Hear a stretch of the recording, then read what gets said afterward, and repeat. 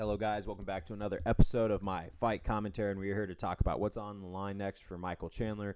Because again, Michael Chandler's only two victories are against Tony Ferguson and Dan Hooker, who are obviously a little past their prime.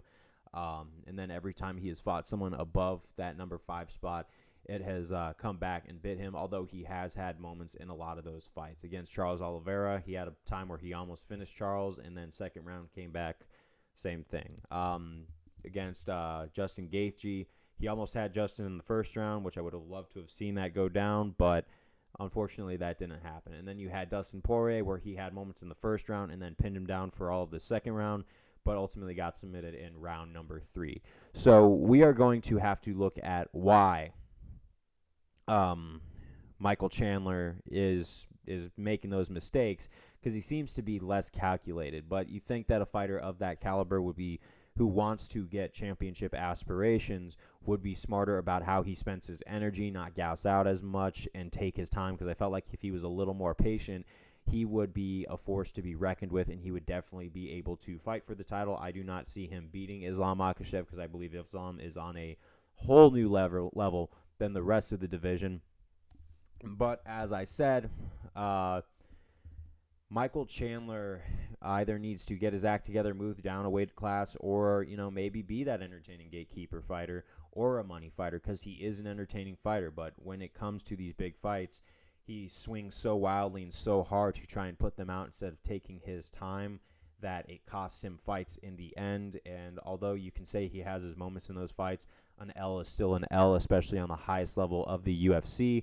It's not to try and hate on Michael Chandler, but it is to try and bring out a bigger issue of his style that I am seeing. And I like Michael Chandler, but when you look at his resume and who he's beat versus who he's fallen short against, it's obvious that I don't think he's a title contender in the UFC anymore, and his age is going to start catching up with him. What do I think is next for Michael Chandler? I believe, honestly, Grant Dawson would be the number one contender to fight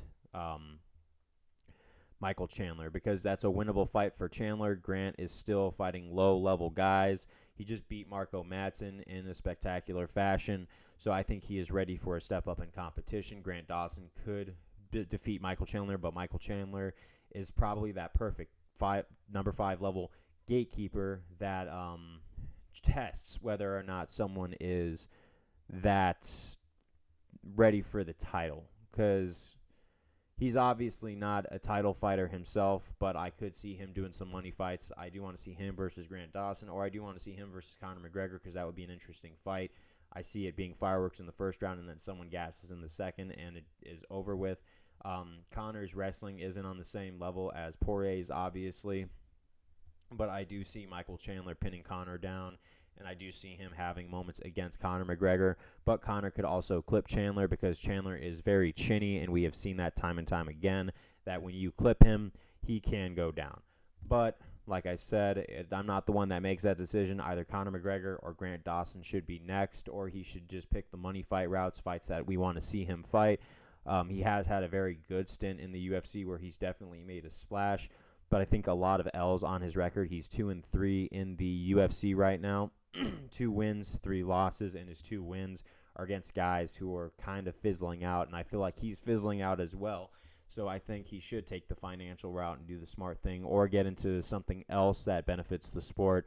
Maybe put on a suit and tie and start commentating himself, because definitely he is an entertainer for sure, and he is definitely skilled compared to the rest of the world. But when it comes to fighting for the title, we really got to ask ourselves: is that his place? Maybe not. I love his mantra, his persona that he's put on. I love his walkouts. I think they are epic. But at the end of the day, when he talks like he needs this title fight, he's really got to get wins against high-level people, and it has to be continuous. Because looking at his record, I don't think that's him. Should he be a number 5 gatekeeper right now and fight Grant Dawson? That would definitely be his next best bet. But that's up to him. We'll see where it goes. I will see you guys next time. And this was one heck of a fight. Love y'all.